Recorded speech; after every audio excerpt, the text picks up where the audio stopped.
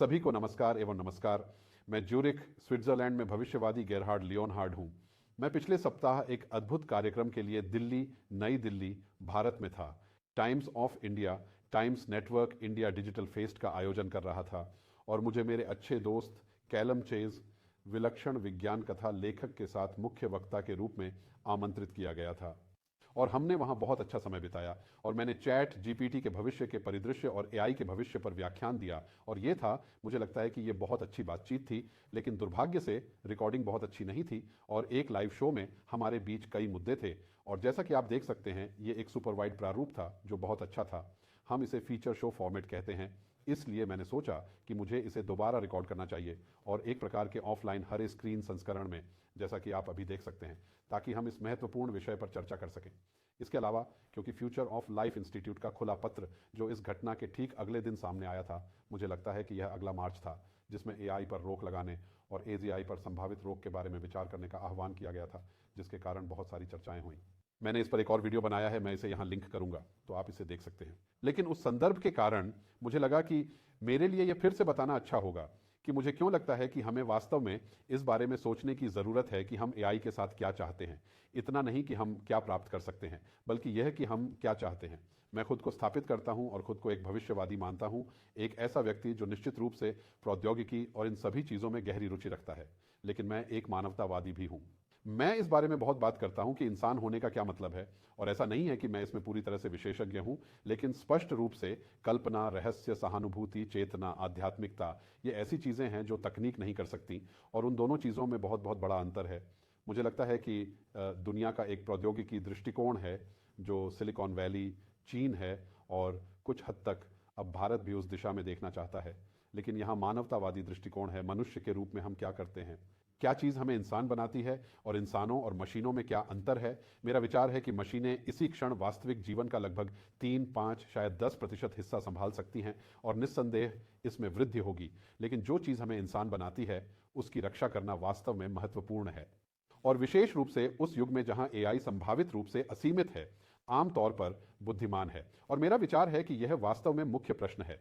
प्रश्न इस बारे में नहीं है कि इस समय क्या हो रहा है, बल्कि वह संभावित चीज है जो तब घटित हो सकती है जब कृत्रिम सामान्य बुद्धि का विस्फोट होता है और यह स्वयं की पुनरावृत्ति बन जाती है, जिसके बारे में मैं थोड़ी देर बाद बात करूंगा। मुझे लगता है कि यह एक महत्वपूर्ण बिंदु है। अभी हम स्पुतनिक क्षण का अनुभव कर रहे हैं। यह ऐसा क्षण है जैसे रूस ने स्पुतनिक उपग्रह को लॉन्च किया है, जहां हर कोई कहता है, हे भगवान, ये वहां है, ये संभव है, और अब हर कोई चांद पर जाना चाहता है। बिंग, माइक्रोसॉफ्ट, निश्चित रूप से गूगल, बैडू, हर कोई एआई के साथ चंद्रमा तक पहुंचना चाहता है, विशेष रूप से जनरेटिव एआई और बड़े भाषा मॉडल एलएलएम जो लंबे समय से मौजूद हैं। लेकिन ओपन एआई ने इसे बातचीत के सामान्य ब्रह्मांड में ला दिया और यह अच्छा और बुरा दोनों है। मुझे लगता है कि मुख्य सवाल यह है कि जब हम एआई के संदर्भ में सोचते हैं तो हम किस में विश्वास करते हैं। क्या हम मानते हैं कि प्रौद्योगिकी ही हमारा अंतिम गंतव्य है? क्या अंत में हम प्रौद्योगिकी, विलक्षणता, ट्रांसह्यूमनिज्म के साथ विलय करेंगे? हम एक ऐसी दुनिया में विलय कर रहे हैं जहां एआई मूल रूप से हमारे अंदर घूम रहा है और इसके विपरीत, और हम इसके बिना अस्तित्व में नहीं रह सकते हैं। कुछ भी अच्छा बनने या जीवित रहने के लिए हमें वास्तव में एआई की तरह बनने और इसे अपने शरीर और अपने अस्तित्व में एकीकृत करने की आवश्यकता है। मैं इसके विपरीत में विश्वास करता हूं। मैं सचमुच मानता हूं कि यह बहुत महत्वपूर्ण है कि हम वहां अपनी मानवता की रक्षा करें। और अंत में स्पष्ट रूप से ये इस चीज़ के बारे में है, हमें वास्तव में इस विषय पर सहयोग के बारे में सोचने की ज़रूरत है। फ्यूचर ऑन लाइफ पत्र को देखते हुए पहलों में से एक यह कहना है, ठीक है, अगर हम इस बात पर सहमत नहीं हो सकते हैं कि हम रुकेंगे और इंतजार करेंगे और इस पर मानक विकसित करेंगे, तो हमें स्थगन पर सहयोग करने की आवश्यकता है। निश्चित रूप से परमाणु हथियारों से इसकी तुलना करना थोड़ा कठिन है, क्योंकि परमाणु हथियारों को बनाना, बनाए रखना और वास्तव में उपयोग करना बहुत कठिन है और एआई नहीं होगा। तो बहुत बड़ा सवाल, हम कैसे सहयोग करेंगे और इसके लिए हम किस प्रकार की वैश्विक संस्था का उपयोग करेंगे। शासन के मुद्दे पर बहुत सारे खुले प्रश्न हैं। इसलिए मैंने पिछले साल अच्छे भविष्य के बारे में एक फिल्म बनाई थी। आप इसे thegoodfuturefilm.com पर देख सकते हैं और ये फिल्म उन्हीं मुद्दों पर खूब बात करती है। हम एक अच्छे भविष्य को कैसे परिभाषित करें, वास्तव में इसका क्या मतलब है, और क्या अच्छा है और क्या अच्छा नहीं है, और यह तय करने में हमारी मदद कौन करेगा कि अच्छा भविष्य क्या है। और मुझे लगता है कि यह महत्वपूर्ण है कि हम इस बारे में सोचना शुरू करें कि जब यह सामान्य बुद्धिमत्ता के बारे में है तो हम इसे कैसे व्यवस्थित करें। हम स्वचालन, काम के खतरे, शिक्षा में बदलाव, हमारे सामाजिक बंधन, हर उस चीज़ से कैसे निपटते हैं जो हमें एक साथ रखती है और हमें इंसानों के रूप में एक साथ बांधती है। जैसा कि मेरे आदर्शों में से एक प्रसिद्ध भविष्यवादी बकमिंस्टर फुलर ने कहा था, हमें भविष्य का वास्तुकार बनना है, उसके पीड़ित नहीं। मुझे लगता है कि अगर हम भविष्य को हमारे लिए सबसे अच्छा बनाने जा रहे हैं, तो हम कृत्रिम बुद्धिमत्ता और आईए से लेकर एआई से लेकर एजीआई तक इसके प्रभाव पर अधिक सक्रिय होंगे। और हमें यह सोचना होगा कि हम अपने भविष्य की रूपरेखा कैसे बनाते हैं और हम वास्तव में इसे कैसे नियंत्रित कर पाएंगे। मैं ऐसे कई लोगों के साथ नहीं हूं जो कहते हैं कि इसे नियंत्रित नहीं किया जा सकता। मुझे लगता है कि यह बिल्कुल सच नहीं है और यह बहुत बुरा विचार है। हमारे द्वारा आविष्कृत प्रत्येक तकनीक को मानवता के लाभ के लिए नियंत्रित किया जा सकता है और किया जाना चाहिए। अन्यथा क्या मतलब है, ऐसी चीज का आविष्कार क्यों करें जो हमारे नियंत्रण कारक से बड़ी हो। और कई लोगों के लिए यह भविष्य को देखने का इस प्रकार का विचार है। विशेष रूप से अब यूरोप में लगभग 70% बच्चे, युवा वयस्क 20 से 40 तक, वे कह रहे हैं कि भविष्य खराब होगा। और हम कैसे भविष्य की बेहतर समझ पैदा करें, हम कैसे भविष्य को बुरा नहीं मान सकते। मुझे लगता है कि यह प्रमुख प्रश्नों में से एक है, क्योंकि जैसे ही हम मनुष्यों और मशीनों के इस रूप में आ रहे हैं, हमें यह सोचना होगा कि हम इसे अपने लिए कैसे अच्छा रख सकते हैं और हम प्रौद्योगिकी को एक उपकरण के रूप में कैसे उपयोग कर सकते हैं, लेकिन एक उद्देश्य के रूप में नहीं। यह मेरे भाषण में कही गई प्रमुख बातों में से एक है। हमें कृत्रिम बुद्धिमत्ता का उपयोग जीवन के उद्देश्य के रूप में या धर्म के रूप में या किसी प्रकार की विचारधारा के रूप में नहीं करना चाहिए। यह किसी भी अन्य तकनीक की तरह ही एक उपकरण है और उपकरण को उद्देश्य नहीं बनना चाहिए। और मैं इस बारे में चिंतित हूं कि जब हम वर्तमान चैट जीपीटी, जनरेटिव एआई को देखते हैं, तो यह एक ऐसा उद्देश्य बन जाता है जो उन लोगों द्वारा पूरा किया जाता है जिन्होंने इसका आविष्कार किया है, और टेक कंपनियों को और भी अधिक ताकत मिलने वाली है। मेरे विचार से इसमें स्वाभाविक रूप से कुछ गड़बड़ है और यह किसी भी अन्य उपकरण की तरह ही एक उपकरण है, बिल्कुल हथौड़े की तरह, बिल्कुल एक बहुत ही फैंसी हथौड़ा। तो हमारे पास 4 घातांकीय प्रौद्योगिकी चीज़ें हैं जो हमारे चारों ओर घटित हो रही हैं, और मैंने सम्मेलन में इस बारे में काफ़ी चर्चा की। सूचना प्रौद्योगिकी, निश्चित रूप से जलवायु और ऊर्जा प्रौद्योगिकी, यह हमारे समाज में अब तक का सबसे बड़ा बदलाव है। और निश्चित रूप से जैव प्रौद्योगिकी, जिसका अर्थ है सिंथेटिक जीव विज्ञान, 3D प्रिंटिंग, सुसंस्कृत मांस, ऊर्ध्वाधर खेती, और फिर अब एक छलांग जो अभी एआई प्रौद्योगिकी में हुई है। वे सभी 4 चीज़ें एक साथ आ रही हैं और ये सभी हमारे समाज, प्रत्येक व्यवसाय, हमारे सभी कार्यों को मौलिक रूप से बदलने जा रहे हैं। और मुझे लगता है कि यह 98% अच्छा हो सकता है यदि हम इसे विनियमित करने और नए सामाजिक अनुबंध बनाने में सफल होते हैं और इससे निपटने के तरीके का ध्यान रखते हैं। और साथ ही निश्चित रूप से हमें उन 4 बड़े प्रौद्योगिकी परिवर्तनों का उपयोग केवल अधिक पैसा कमाने और अधिक लाभ और विकास उत्पन्न करने के लिए नहीं करना चाहिए। इसे लोगों, ग्रह, उद्देश्य और समृद्धि के वैश्विक एजेंडे की ओर जाना है, न कि केवल चुनिंदा 10% के लिए अधिक पैसा कमाने का वैश्विक एजेंडा। ये एक तरह से सोशल मीडिया की तरह है जो हर किसी के लिए अच्छा होता था, और अब यह मुख्य रूप से उनके लिए अच्छा है जिनके पास ये है, उनके लिए नहीं जो इसका उपयोग करते हैं, बल्कि उनके लिए जो वास्तव में इसे चलाते हैं। और डॉल सिर्फ फेसबुक द्वारा हर दिन मुनाफा कमाया जाता है, और वह पैसा कहाँ जा रहा है? क्या यह रचनाकारों के पास जा रहा है? क्या हमारे पास डिजिटल लाभांश है? नहीं, हमारे पास नए एकाधिकार हैं। बड़ी कहानी, मैं यहां अधिक विवरण में नहीं जाऊंगा। यह सवाल है इंसानों और मशीनों के बीच का मेल, और हम इसे कैसे बनाते हैं बराबर, और हम इसे कैसे व्यवस्थित करते हैं। यूरोपीय आयोग यहाँ यूरोप में इसे कैसे व्यवस्थित करता है जब हम एआई अधिनियम के बारे में सोचते हैं। और निश्चित रूप से सभी गोपनीयता और डिजिटल बाजार अधिनियम और इन सभी चीज़ों, संतुलन, सुरक्षा, नैतिकता, नियंत्रण के बारे में हमें बनाने की आवश्यकता है। निश्चित रूप से हमारे पास नियंत्रण है, हम विश्वास बनाए रखते हैं, हम मानव को लूप में रखते हैं। और ये कोई भ्रम नहीं है, जैसा कि कई लोगों ने फ्यूचर ऑफ लाइफ इंस्टीट्यूट के प्रस्ताव के प्रति मेरे समर्थन के बारे में कहा है। एआई को रोकना, ये कोई भ्रम नहीं है कि हम ऐसा कर सकते हैं, और ऐसा नहीं है कि ये चीज़ें महत्वपूर्ण नहीं हैं। वे वित्तीय विकास से कहीं अधिक महत्वपूर्ण हैं।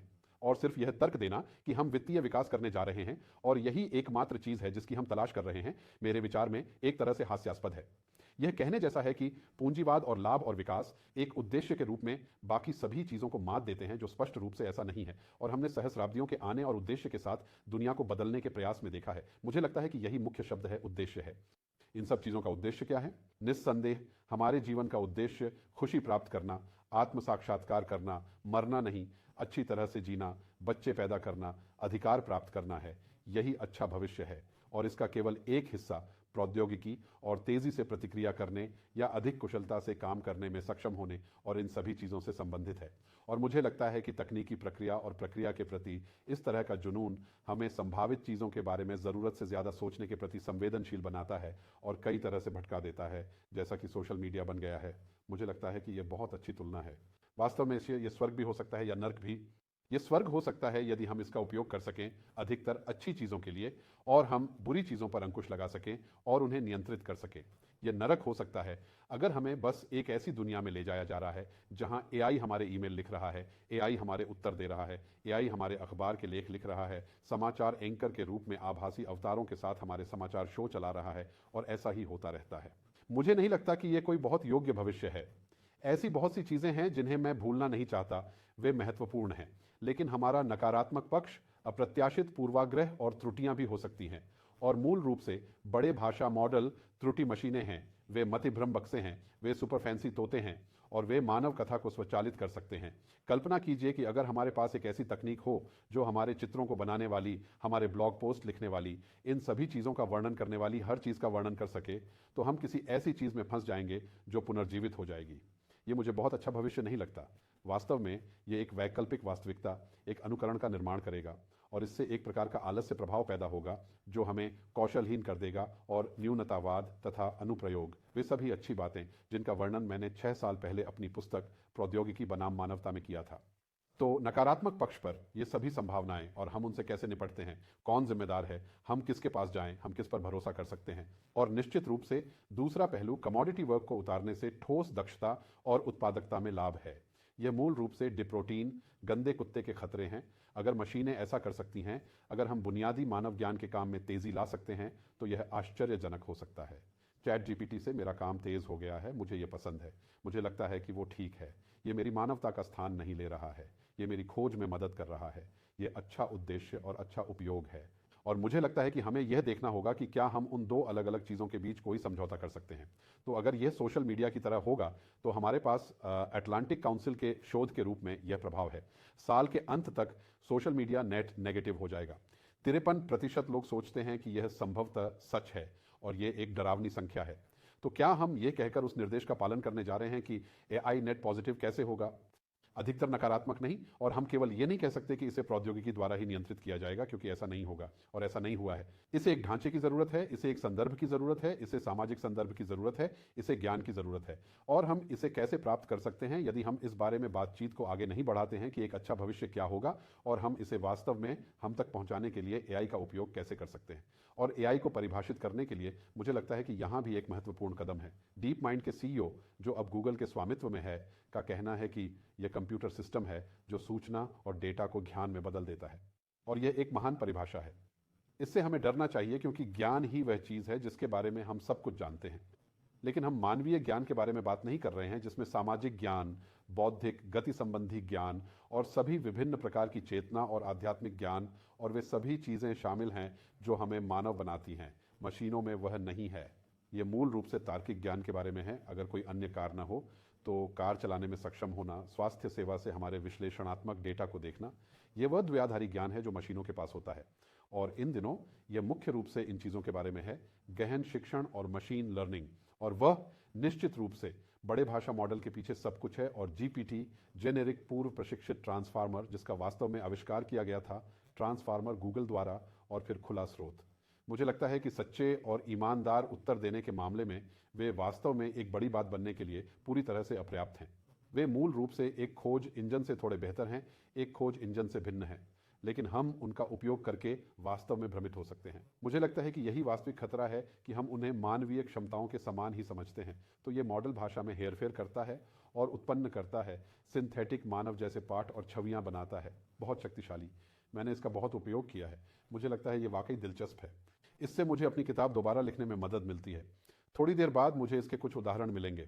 यूट्यूब पर ओपन एआई का एक शानदार ट्रेलर है। मैं यहाँ पूरी चीज़ नहीं चलाने जा रहा हूँ, क्योंकि आपने शायद इसे देखा होगा। हाँ, निसंदेह यह एक दैनिक घटना है। मुझे पिरान्हा से अपने टैंक को साफ करना पड़ता है, लेकिन मुझे लगता है कि यह उन लोगों की ओर से एक तरह की गाली है। लेकिन आप उस ट्रेलर को यूट्यूब पर ओपन एआई चैनल पर पा सकते हैं। यह देखना दिलचस्प है, क्योंकि अंत में वास्तव में क्या हो रहा है कि ये मशीनें एक प्रकार के बॉट हैं जो स्वतः पूर्ण कार्य करती हैं।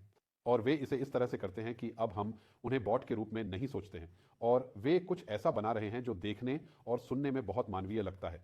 और ये हमारे लिए भ्रमित करने वाला है, क्योंकि हम उन्हें इंसान समझते हैं। मार्क्विस ब्राउनली, एक तेज भूरी लोमड़ी क्या करती है? तेज भूरी लोमड़ी आलसी कुत्ते के ऊपर से कूदती है। स्पष्ट उत्तर, ये यही करता है। ये इसे बहुत अच्छे और तेजी से करता है। लेकिन इसका इससे जुड़ा कोई अर्थ, संदर्भ, चेतना, एजेंसी कुछ भी नहीं है। इसका अभी भी यह मतलब नहीं है कि यह बेकार है। मुझे लगता है यह आश्चर्यजनक हो सकता है। चिकित्सीय जानकारी की तलाश में अगर मेरे पास काम करने के लिए एक अच्छा डेटाबेस होता तो यह वास्तव में मददगार हो सकता है। मुझे लगता है कि स्टोकेस्टिक तोते के बारे में मजाक है। ये पुराना हो रहा है, लेकिन यह अभी भी बहुत मूल्यवान है। ये कोई प्यारा पक्षी तोता नहीं है, लेकिन बाकी सब कुछ वैसा ही है। खैर, ये एक बड़ा सरलीकरण होगा, लेकिन फिर भी मैंने इसे देखा है और मैंने कहा ठीक है, मुझे देखने दो और देखो कि मेरे लिए इसका क्या मतलब है, क्योंकि मैं भारतीय दर्शकों से बात करने की कोशिश कर रहा हूं। इसलिए मैंने एक परिभाषा देखी। डिजिटल इंडिया पहल के बारे में इतना बढ़िया क्या है? और आप इसे यहां स्क्रॉल करके देख सकते हैं। ये शायद बहुत छोटा है आपके पढ़ने के लिए, तो मैं उस हिस्से को छोड़ दूंगा, लेकिन इसने मुझे स्पष्ट उत्तर दिया। दूसरे भाग में मैंने पूछा, भारत के भविष्य में एआई की क्या भूमिका है? यह वास्तव में काफी विचारणीय था। हेल्थ केयर, कृषि, एआई संचालित आपूर्ति श्रृंखला समाधान, बुनियादी ढांचे, शहरी नियोजन, शिक्षा के बारे में बात करता है, जिससे मैं सहमत नहीं हूं, लेकिन विनिर्माण, रोजगार सृजन और कौशल विकास के बारे में बात करता हूं। और फिर निस्संदेह मुझे बहुत बढ़िया उत्तर दिया। इस विषय पर भारतीयों से बात करने के लिए मैं सही व्यक्ति हूं, और यह बहुत निर्णायक था। मुझे वह अच्छा लगता है, और सामान्य तौर पर मुझे अच्छा लगता है कि यह मुझे थोड़ा प्रशंसक बनाता है, मुझे अच्छा दिखाता है यहाँ हम दोनों की तुलना करें। लेकिन वैसे भी इसलिए मैं इसका उपयोग इस तरह के अनुवाद के लिए करता हूँ, उदाहरणों का बहुत तेज़ी से अनुवाद करता हूँ। यह वास्तव में अच्छा काम करता है जब तक कि यह बहुत लंबा ना हो। मैं इसे अन्य चीज़ों के लिए उपयोग करता हूँ, और यह एक अच्छा है। मैं आज रात आपके साथ यहाँ आकर रोमांचित हूँ। मैं अपने बारे में कुछ और एक महत्वपूर्ण संदेश साझा करना चाहता हूँ। मैं एक ऐसे व्यक्ति द्वारा बनाया गया था जिसने तो ये पूरी क्लिप एआई द्वारा बनाई गई है ना? संदेश ओपन एआई द्वारा, चरित्र डिजाइन मिडजॉर्नी द्वारा, एनिमेट डीजेडी द्वारा और आवाज 11 लैब्सियो द्वारा। ये सचमुच दिलचस्प है कि हम आज ऐसा कर सकते हैं। मेरे लिए यह सूडो नामक मेरा सबसे अच्छा एप्लीकेशन है, जिसका मैं बहुत उपयोग करता हूं। मैं अपनी पुस्तक टेक्नोलॉजी वर्सेस ह्यूमैनिटी को दोबारा लिखने, उसे छोटा करने, अधिक वर्णनात्मक बनाने की कोशिश कर रहा हूं, और यह इंजन वास्तव में यह काम अच्छी तरह से करता है। मैं बस पाठ चिपकाता हूं, और यह मुझे मेरी जर्मनकृत अंग्रेजी को ठीक करने और इसे अधिक तेज या अधिक दिलचस्प बनाने के लिए सुझाव देता है। यह एक महान उपकरण है, लेकिन इसका उद्देश्य यह नहीं है। मुझे अभी भी ऐसा करने का उद्देश्य स्वयं खोजना है, लेकिन हाँ, यह एक बढ़िया उपकरण है। मुझे इसका उपयोग करना अच्छा लगता है। यह इस रनवे चीज जैसी चीजें भी बनाता है, जो मुझे एक बॉट जैसा दिखता है, जिसकी मैं वास्तव में सराहना करता हूं। और हाँ,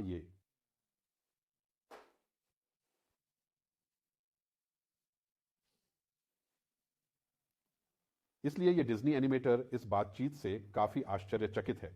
हाँ, ध्वनि नियंत्रण आ रहा है। हम एआई से बात करने जा रहे हैं।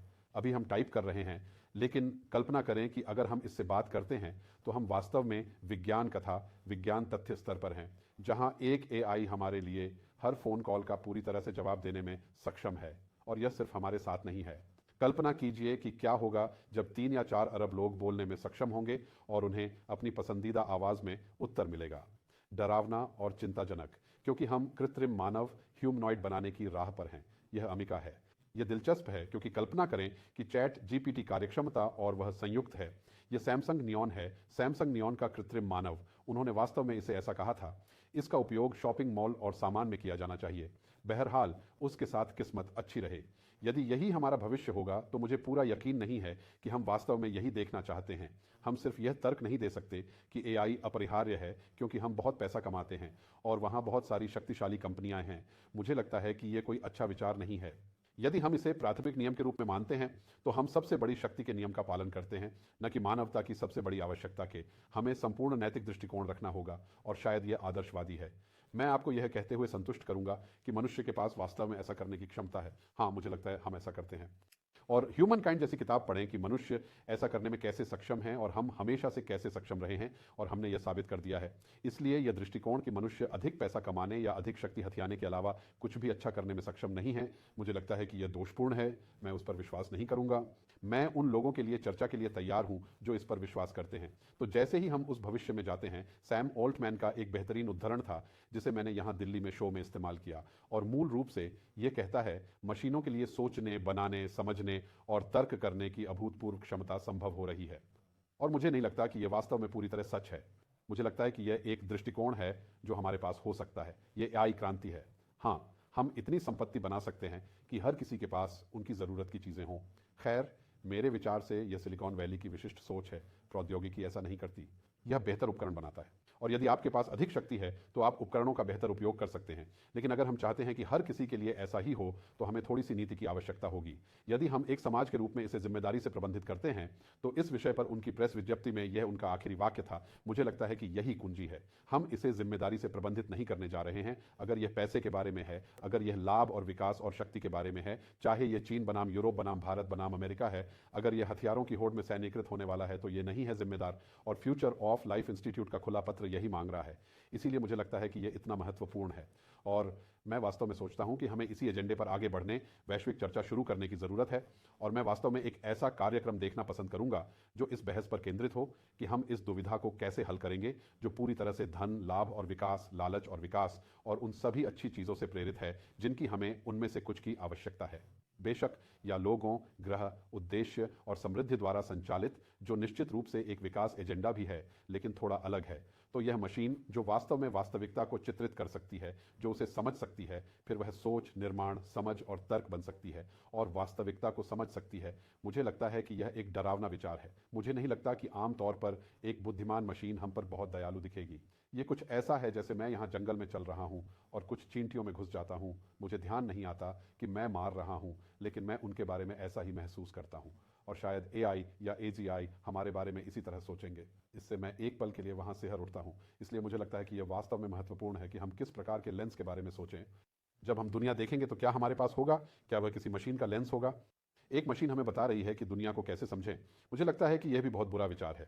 अधिकांश पाठ, चित्र, वीडियो और लोगों को बनाने वाली मशीन, जैसा कि कुछ लोगों ने कहा है, एक अच्छा विचार नहीं है क्योंकि इस मशीन सामग्री का प्रभारी कौन होगा और जवाबदेह कौन होगा? क्या यह माइक्रोसॉफ्ट है? क्या यह गूगल है? क्या यह बैदू है? क्या यह खुला AI है?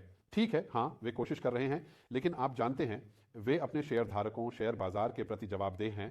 मुझे लगता है कि यह एक अच्छा उद्देश्य नहीं है। हमें उससे भी बड़ा कुछ चाहिए। यदि अधिकांश सामग्री सिंथेटिक है तो हमें नहीं पता था कि यह मैं हूं और मेरी बात सिर्फ AI से होगी। वह अब भी मुझे कैसे पसंद करेगा? फिर भी तुम वास्तविकता को कैसे जानोगे? और यही मेरी सबसे बड़ी चिंता है। हमें वास्तविकता का पता नहीं चलेगा क्योंकि हमारे पास वहां सारा सिंथेटिक सामान है और इसमें से अधिकांश नकली है, या यह बना हुआ है, या यह गलत है, या इसे पिछले दरवाजे के उद्देश्य से एक साथ रखा गया है। जब बात लोकतंत्र की आती है तो मैं इस बात को लेकर बहुत चिंतित रहता हूं। इसके अलावा निसंदेह मैंने यही बात भारत में भी कही और यही बात यहां यूरोप में भी कही। उस सामग्री में से अधिकांश वर्तमान में डेटाबेस में है। यह क्या है? चैट के 580 अरब पैरामीटर GPT-IV यानी अमेरिकी सामग्री है। यह निश्चित रूप से भारतीय सामग्री है और यह भारत की 386 भाषाओं में से किसी में भी नहीं है, या उस मामले में यूरोप की किसी भी भाषा में गहरे तरीके से नहीं है।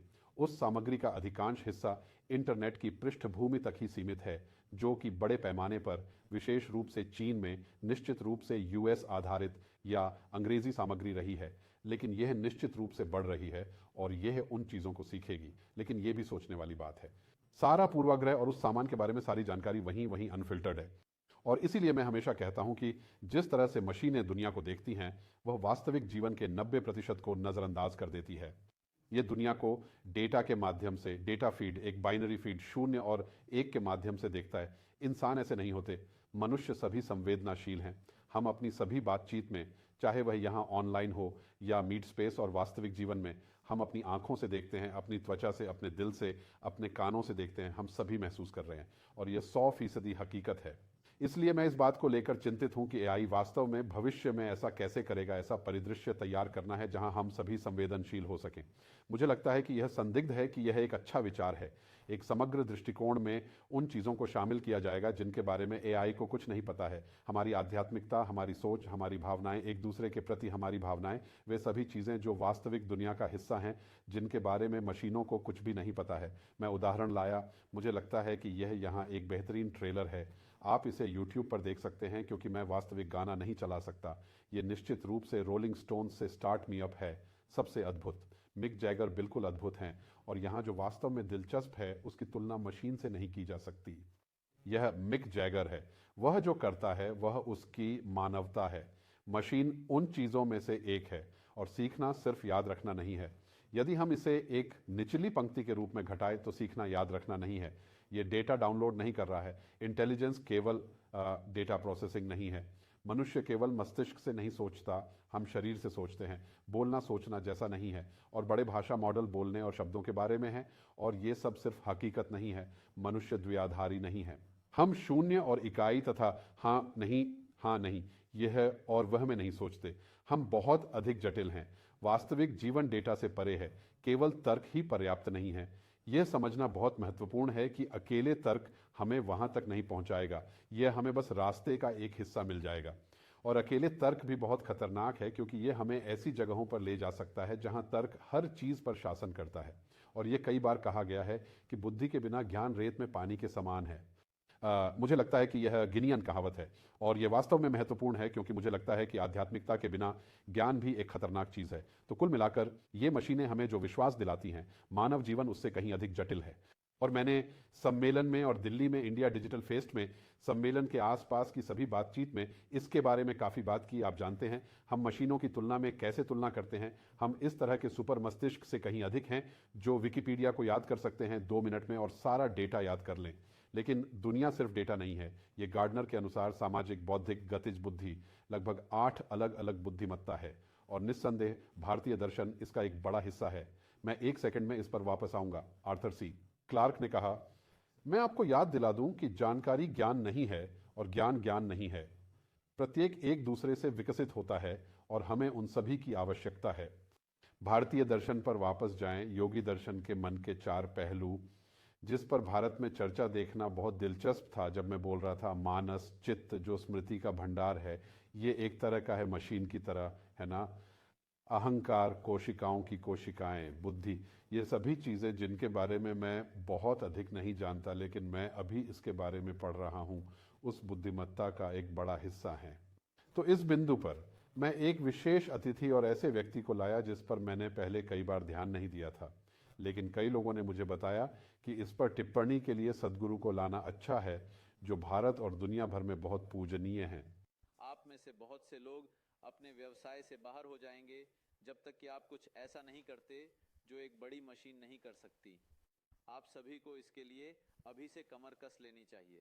आपको अपनी बुद्धि से परे कुछ करने में सक्षम होना चाहिए। मूल रूप से वो एक ही चीज़ के बारे में बात करते हैं कि दिनचर्या एक ऐसी चीज़ है जो मशीनें कर सकती हैं, और मशीनें नियमित जानकारी लाने का काम कर सकती हैं, चाहे वह कृषि के बारे में हो या वित्तीय सलाह या फाइलिंग क्लर्क या इनमें से कोई भी चीज़। और 3D प्रिंटर से घर बनाने जैसे नियमित काम मशीनें निश्चित रूप से कर सकती हैं। मशीनें इस बारे में सोच सकती हैं कि यह सब कैसे बहुत आसानी से एक साथ आ सकता है। मशीनें चला सकती हैं। ये झूक यहाँ है मेरे पीछे, एक एक्स के साथ झूक्स में आ रहा है। सैन फ्रांसिस्को में उसके लिए सड़क बंद कर दी गई है, लेकिन वैसे भी एक ट्रक को उतारने का स्वचालन ये अमेजन है। और यहाँ निश्चित रूप से इस प्रकार की वेबसाइट को चैट जीपीटी के साथ प्रोग्राम किया जा रहा है। मुझे लगता है कि यह ओपन एआई की ओर से फिर से एक डेमो है। ये ओपन एआई के लोगों में से एक है जो दिखाता है कि हम इस ऐप का उपयोग करके एक वेब पेज कैसे बना सकते हैं। और ये मेरा मजाक है। वेबसाइट ये बहुत अच्छी वेबसाइट नहीं है, लेकिन फिर भी ये प्रोग्रामिंग है ना। तो इसका सार ये है कि आप सद्गुरु से वापस जुड़ें। अगर आप रोबोट की तरह काम करेंगे तो रोबोट आपका काम ले लेगा, और ये कुछ ऐसा ही है जिसे हम देख रहे हैं। और भारत जैसी बड़ी अर्थव्यवस्थाओं में बहुत से लोग नियमित कमोडिटी नौकरियों में काम करते हैं। कॉल सेंटर अर्थव्यवस्था में हमें इसके बारे में सोचना होगा। और जब ऐसा होता है तो लोगों के लिए इसका क्या मतलब होता है और हम किस रास्ते पर जाएं। और फिर निसंदेह यदि आप रोबोट की तरह सीखते हैं तो आपके पास कभी नौकरी नहीं होगी, या आप रोबोट के लिए काम करना बंद कर देंगे। तो यहाँ हम स्पष्ट रूप से देख सकते हैं कि यहाँ क्या हो रहा है। इस सूची में सभी विवरणों के साथ डेटा एंट्री क्लर्क, ग्राहक प्रतिनिधि, बैंक टेलर, खुदरा कैशियर, अनुवादक, ये सभी नौकरियां सूची में हैं, और संख्याएं बहुत आश्चर्यजनक हैं। भविष्य में मशीनें और रोबोट हर जगह होंगे। हमें सीखना होगा कि इसका क्या मतलब है, और हमें इसके लिए तैयारी करनी होगी। भविष्य भविष्यवाणी के बारे में नहीं है, जैसा कि मैं कहना चाहता हूं, यह बेहतर ढंग से तैयार होने के बारे में है। और इसलिए मैं अक्सर इस प्रकार के मास्लो पिरामिड का उपयोग करता हूं, जहां यह काफ़ी आसानी से देखा जा सकता है कि अभी क्या हो रहा है कि मशीनें इस पिरामिड के निचले हिस्से डेटा, जानकारी, तर्क, बौद्धिक ज्ञान को सीख रही हैं। मशीनें ऐसा कर सकती हैं और वे इसे विकसित कर रही हैं। धीरे धीरे वह पूरे जोरों पर होगा। हमें इस पिरामिड को गहरे ज्ञान, मौन ज्ञान, समझ, बुद्धि, उद्देश्य, केवल मानवीय चीज़ की ओर ले जाना है। यही हमारा काम है। हम वहीं जाने वाले हैं। और स्टेटिस्टा की ओर से यह चार्ट स्पष्ट रूप से दिखाता है कि भारत उस सूची में शीर्ष पर है, लेकिन चीन इस सूची में और भी ऊपर है। उसके बाद अमेरिका और जापान, मैक्सिको और जर्मनी हैं। हमें वास्तव में यह पता लगाना होगा कि इस तथ्य के आधार पर एक नई नौकरी अर्थव्यवस्था कैसे बनाई जाए कि दिनचर्या स्वचालित हो रही है। ये सभी चीज़ें जो हम यहाँ देखते हैं, मानव एजेंसी, चेतना, कल्पना, अंतर्ज्ञान, वास्तव में हमें खुद को मशीनों से अलग करने की ज़रूरत है और यही हमें अध्ययन करना है। न केवल एसटीएम, विज्ञान, प्रौद्योगिकी, इंजीनियरिंग, गणित, बल्कि हैकिंग, मानवता, नैतिकता, रचनात्मकता, कल्पना भी। इसे वास्तव में कार्यान्वित करने के लिए हमारी शिक्षा को इस प्रकार बदलना होगा और यह सुनिश्चित करना होगा कि हम इस अर्थव्यवस्था में एक साथ अच्छा भविष्य पा सकें। टेक्नोलॉजी में नैतिकता नहीं होती और यह काफ़ी समय से स्पष्ट है, लेकिन अब यह बिल्कुल स्पष्ट है। और यदि प्रौद्योगिकी में नैतिकता नहीं है और एआई में स्पष्ट रूप से नैतिकता नहीं होनी चाहिए, मनुष्य के पास नैतिकता और मूल्य और अर्थ और समझ होने के अर्थ में, तो हम इसे कैसे नियंत्रित करते हैं? हम ये कैसे सुनिश्चित करें कि इसका उपयोग नैतिक रूप से किया जा रहा है? ये एक बहुत बड़ा वैश्विक प्रश्न है। मुझे लगता है कि यूरोप और भारत और ब्राज़ील उस बातचीत का नेतृत्व करने के लिए बहुत तैयार होंगे, क्योंकि यह तकनीकी नेतृत्व के बारे में नहीं है, ये रूपरेखा नेतृत्व के बारे में है। और यूरोप में एआई, डिजिटल बाजारों पर बड़ी पहल है जो मानवता की रक्षा करती हैं। और मेरी यह राय नहीं है कि हमें मानवता की रक्षा करना बंद कर देना चाहिए ताकि हम मशीन बन सकें। मुझे लगता है कि यह एक हास्यास्पद विचार है। मैं यहाँ सुप्रीम कोर्ट के एक प्रसिद्ध न्यायाधीश को उद्धृत करते हुए सोचता हूँ कि नैतिकता इस बात का अंतर बताती है कि आपको क्या करने का अधिकार है और क्या करने का सही काम है। बेशक मुझे यह नहीं कहना चाहिए कि क्या करना सही है, यह किसी एक व्यक्ति पर निर्भर नहीं होने वाला है, लेकिन निचले स्तर पर मुझे लगता है कि हम कह सकते हैं कि प्रौद्योगिकी के साथ क्या करना सही है। यदि इससे मानव का विकास नहीं होता है तो हमें इसके बारे में दोबारा सोचना चाहिए। हमें यह सुनिश्चित करना चाहिए कि ऐसा हो। यह सिर्फ एक आर्थिक संस्करण नहीं है जिसके बारे में हम सोच रहे हैं और हम एआई, एजीआई के बारे में सोचते हैं। जाहिर है अगर हम नैतिकता और मूल्यों के बारे में नहीं सोचते हैं तो ये आखिरी चीज़ होगी जो हम करेंगे। इसलिए मुझे लगता है कि मैंने कई बार इसकी प्रतिज्ञा की है, हमें एक ह्यूमैनिटी फ्यूचर्स काउंसिल की आवश्यकता है। मैं इसे डिजिटल एथिक्स काउंसिल कहता था और मैं इसे एक अन्य प्रस्तुति में और अधिक स्पष्ट रूप से सामने लाने जा रहा हूं, लेकिन हमें इस बारे में सोचने की जरूरत है। लोगों की एक वैश्विक परिषद जो समझती है कि मुद्दे क्या हैं और सिफारिशें प्रदान करने के लिए सहयोग करती हैं, क्योंकि अब हम इस भविष्य की ओर बढ़ रहे हैं, एक ऐसे भविष्य की ओर जहां हमें अचानक यह एहसास हो रहा है कि सब कुछ एक साथ लाने का यह विचार अद्भुत हो सकता है या यह वास्तव में भयानक हो सकता है। Assisted intelligence, automation, augmented intelligence और फिर एक तरह की सुपर इंटेलिजेंस। हाँ, हमें इस पर वैश्विक स्तर पर सहयोग करने की आवश्यकता है और मुझे लगता है कि यह कोई भ्रम नहीं है कि हम कर सकते हैं। हमें प्रयास करना चाहिए और यह नहीं कहना चाहिए कि बहुत देर हो चुकी है। अब भी बहुत देर नहीं हुई है और प्रौद्योगिकी को नियंत्रित करने में हमारे लिए निश्चित रूप से बहुत देर नहीं हुई है। हमें समाज के सामूहिक, समग्र और समावेशी लाभ के लिए प्रौद्योगिकी की अविश्वसनीय शक्ति का उपयोग करना चाहिए और इसके संभावित नुकसान को कम करें। यह सरकार और व्यवसाय का दोहरा काम है। हम तेल उद्योग की तरह संभावित नुकसान को नज़रअंदाज नहीं कर सकते। हम एआई हथियारों की होड़ में फंस जाते हैं। ऐसा कुछ भी नहीं जो हम कभी भी चाहेंगे, क्योंकि शायद यह एक ऐसी चीज़ है जिसे हम तब तक जीवित नहीं रख सकते जब तक कि हम सहयोग न करें और यह पता न लगा लें कि हम पारस्परिक लाभ कैसे पैदा कर सकते हैं। हम इस तरह की दुनिया में समाप्त हो सकते हैं जैसे कि जब यह सोशल मीडिया था, जो जादू से उन्मत्त और जुनूनी, विषाक्त, हमारे समाज में जहर घोल रहा था और हमारे समाज को बेकार बना रहा था, हमें अलग कर रहा था, हमारे बीच समझ की खाई बना रहा था एक दूसरे। इसलिए मैंने कार्यक्रम में कहा कि एक डिजिटल लीडर के रूप में भारत को अल्पकालिक व्यावसायिक लाभ से परे देखना चाहिए। सिर्फ शक्ति में वृद्धि ही नहीं, जब समाज की नींव टूट रही हो तो ये सब चीज़ें मायने नहीं रखती। और यही कारण है कि मेरा मानना है कि यह संभवतः अधिकांश देशों के लिए सच है कि हमें पूंजीवाद, साम्यवाद, समाजवाद की इस पुरानी परिभाषा से परे भी देखना चाहिए। ये सभी बेकार हैं। सवाल सिर्फ इतना है कि क्या हमारी नीति और हमारी आर्थिक समझ भविष्य के लिए, मानवता के अच्छे भविष्य के लिए उपयुक्त है? यह अंतिम सवाल है, न कि हम किस खेमे में हुआ करते थे। इसीलिए मुझे लगता है कि हमें प्रौद्योगिकी कंपनियों की एक तकनीकी शपथ लेनी चाहिए जो प्रतिज्ञा प्रदान करती है, मैं इसके द्वारा हर निर्णय में मानवता को प्रौद्योगिकी से ऊपर रखने की प्रतिज्ञा करता हूँ। हमें तकनीकी कंपनियों से और प्रौद्योगिकी से जुड़ी हर कंपनी से तकनीकी शपथ की आवश्यकता है। मैंने भारत में शो खत्म किया, टेक्नोलॉजी अपनाई, लेकिन वैसा नहीं बना। इसलिए मुझे आशा है कि मैंने दिल्ली में जो कहा था उसे स्पष्ट करने के लिए यह एक अच्छा विचार था और मुझे आशा है कि आप शो का आनंद लेंगे। इस तरह की वाइड स्क्रीन चीज़ करने में कुछ तकनीकी समस्याएं हैं, लेकिन फिर भी मुझे कुछ प्रतिक्रिया दें और मेरी पुस्तक पर एक नज़र डालें और मुझे YouTube पर देखें। शामिल होने के लिए बहुत बहुत धन्यवाद।